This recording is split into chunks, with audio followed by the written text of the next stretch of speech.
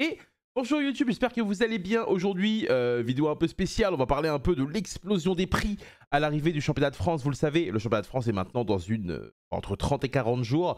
D'ailleurs, pour ceux que ça intéresse, les inscriptions pour le championnat de France ouvriront jeudi matin, le jeudi 24 avril à 10 h du matin. Je lancerai un stream à 9 h 30 pour vous permettre à tous d'être au courant et de savoir un peu comment ça va se passer. Pourquoi? Parce que 2600 places, ça va se remplir très vite. Donc si vous ne vous inscrivez pas jeudi matin, ça peut être bizarre. Je pense qu'au bout de 24 heures, globalement, il n'y aura plus vraiment de place. Mais je préfère vous le dire dans toutes les vidéos qui vont sortir jusqu'à jeudi parce que je pense que c'est important. Thème de la vidéo aujourd'hui, on va parler des 5 cartes qui ont explosé parce que, évidemment, la série Alliance Insight a été annoncée et donc les cartes déjà sorties, il y en a qui ont complètement explosé de prix. Pourquoi? Parce que certains archétypes ont été renforcés. Du coup, certaines cartes qui servent à contrer des archétypes qui vont être populaires deviennent fortes, etc. etc. Et donc, je trouvais intéressant de faire cette petite vidéo. Je ne suis pas très market watch, mais c'est vrai que j'en ai fait quelques-unes récemment. Parce qu'il y a le championnat de France, hein, globalement. Comme d'habitude, n'hésitez pas à vous abonner, mettre un petit commentaire. C'est toujours très agréable. Sachez que je lis tout. Hein. Vraiment, je lis tout. Je ne lis pas à tout. Mais c'est très agréable, encore une fois. Merci à vous. En 5e position, mesdames et messieurs, je vais faire ça comme ça pour ne pas vous spoil les 4 d'après. C'est Lacrima. Lacrima qui... évidemment, n'a toujours pas bougé de prix depuis la sortie de Fiend Smith Engraver. Elle est maintenant aux alentours de 40 € au prix minimum en français, qui évidemment est énorme, hein, puisqu'on le rappelle, hein, le 23 mars, c'est une carte qui coûtait 10 €. Donc évidemment, le reprint d'Engraver qui fait que c'est devenu la carte la moins chère du deck, alors qu'avant c'était la plus chère, c'est assez comique et c'est un peu un fail du côté de Konami, on va pas se mentir, c'est un gros raté.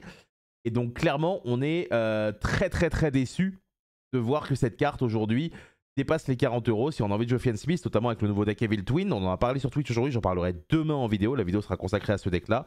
Donc clairement, horrible pour les joueurs de Fiend Smith. Mais la bonne nouvelle, c'est que la majorité du temps, il n'en faut qu'une. Mais la mauvaise, c'est évidemment que ça fait beaucoup de budget, tout simplement. Est-ce qu'il y a moyen de jouer sur cette carte en Fiend Smith? La réponse est malheureusement non. Vous êtes obligé de l'avoir. Elle permet d'avoir le fait de mettre le piège pendant le tour adverse de façon à avoir une interruption supplémentaire.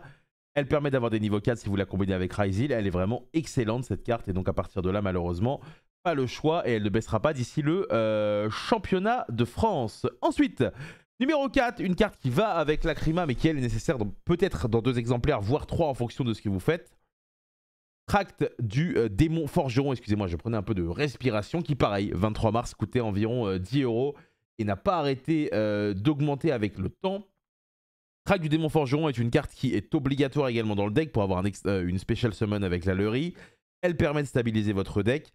Globalement, il n'y a pas de reprint de prévu pour le moment. Ça ne m'étonnerait pas qu'il y ait des reprints dans les mois à venir, mais l'idée c'est que le championnat de France est dans 30 jours, donc si vous voulez cette carte, dépêchez-vous. La bonne nouvelle concernant ces 2 cartes-là, c'est que je pense qu'elles ne vont pas monter plus. C'est-à-dire que globalement, je pense que 40, c'est le prix où ça va se stabiliser. Quand la banlist a été annoncée, c'est des cartes qui ont été beaucoup plus chères. Là, aujourd'hui, je pense que ça devrait globalement rester comme ça, qui est, dans notre malheur, une bonne nouvelle. La majorité des joueurs en jouent 2. Je ne suis pas convaincu qu'en jouer 3, c'est quelque chose de pertinent. Maintenant, à voir un peu ce que ça va donner. J'aurais pu mettre Requiem également dans le classement, qui est passé à 25 €, mais elle baisse un peu aujourd'hui. Je peux l'avoir à 17-18 €. Donc c'est pour ça que je ne l'ai pas mise. Numéro 3. Et numéro 3, c'est la grosse catastrophe avec le retour de Mitsurugi. Le Purulia qui a été réédité récemment dans le labyrinthe du maître. Purulia aujourd'hui, même en version ultra rare du labyrinthe du maître, est au minimum à 40 € en français avec très peu de listing. Donc c'est quelque chose qui est extrêmement dommage.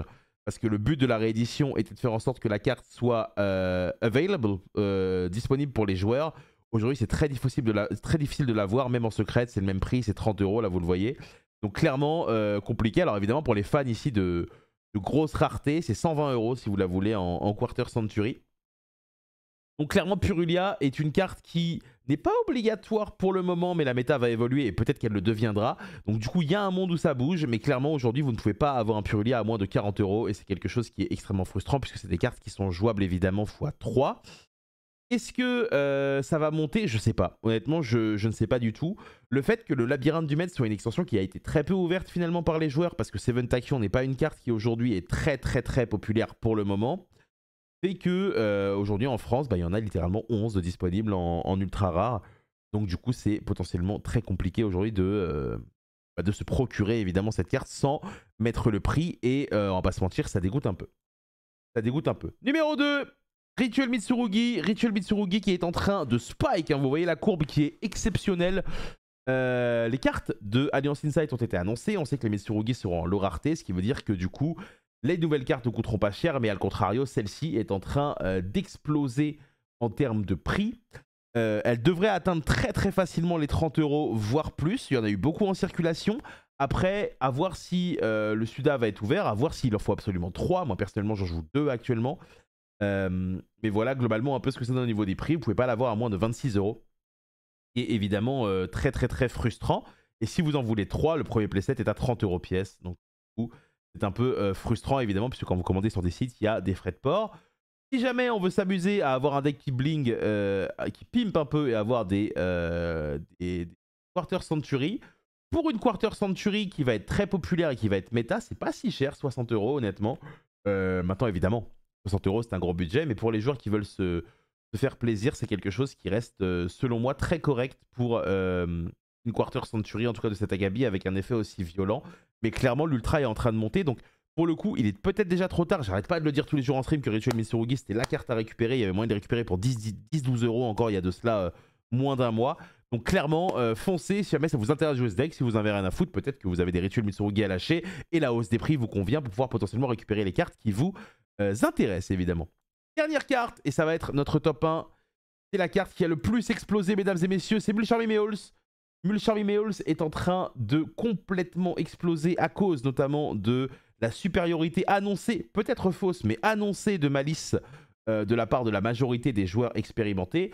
Malice aujourd'hui va être extrêmement populaire et nous on n'a pas de maxé, donc cette carte-là qui nous permet de piocher lorsqu'il y a une carte bannie ou du cimetière qui revient, c'est quelque chose qui est vraiment très très très bien.